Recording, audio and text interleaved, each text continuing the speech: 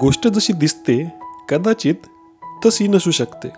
आपलं त्या गोष्टीबद्दल असणारं परसेप्शन म्हणजे दृष्टिकोन त्याचं अस्तित्व ठरवत असतं. हे अस्तित्व प्रत्येकासाठी वेगवेगळं असतं.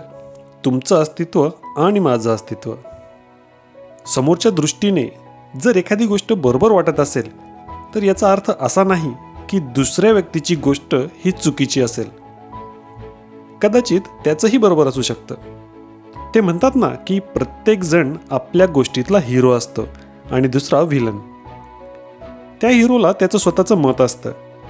त्या मताला सपोर्ट करणारे त्याच्याकडे पुरावे असतात आणि तो त्या पुराव्यांच्या आधारानिशी ते सत्य म्हणजे त्याचा दृष्टिकोन प्रस्थापित करू बघत असतो. सगळ्यात अवघड म्हणजे हे सहजासहजी नाकारता येण्यासारखं नसतं, कारण त्याच्यासाठी तेच संपूर्ण सत्य असतं. त्याच्या विरोधातली बाजू जर कोणी मांडत असेल तर त्याला सहजासहजी मान्य केलं जात नाही, कारण समोरची व्यक्ती ही त्याच्या दृष्टीने पूर्णपणे चुकीची असते. अशा प्रकारे हा दृष्टिकोन फार मोठा फरक निर्माण करत असतो. आपलंही प्रत्येक व्यक्तीबद्दल एक मत फिक्स झालेलं असतं. काही अनुभवानुसार, कुणाच्या सांगण्यानुसार किंवा स्वतःच्याच कल्पित कथांनुसार.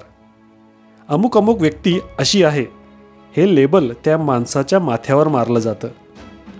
मग ती व्यक्ती त्या लेबलच्या जरी विरुद्ध वागली तरी आपल्याला ते मान्य नसतं, कारण आपल्या डोळ्यात आणि डोक्यात त्याची प्रतिमा ही वेगळी फिक्स झालेली असते आणि हे सगळं भविष्यात कष्टदायकच ठरतं. यामुळे आपण समोरच्या व्यक्तीवर विश्वास ठेवू शकत नाही किंवा ज्यावर विश्वास ठेवायला नको त्याची प्रतिमा जर आपल्या डोक्यात उत्तम प्रकारची असेल तर त्यावर अवाजवी विश्वास ठेवून पुढे आपले नुकसान होण्याचीच दाट शक्यता असते. अशा प्रकारे हा दृष्टिकोन आपल्या रोजच्या व्यवहारात लुडबुड करत असतो आणि त्यानुसारच आपण आपली पावले उचलत जातो. परिणामी त्याचे रिझल्ट आपल्याला बघायला मिळतात. म्हणून हा दृष्टिकोन योग्य आणि चांगल्या प्रकारचा ठेवा. सहजासहजी दुसऱ्याबद्दलचं मत फिक्स करू नका, जेणेकरून भविष्यात होणारा गुंता वर्तमानात टाळता येऊ शकेल.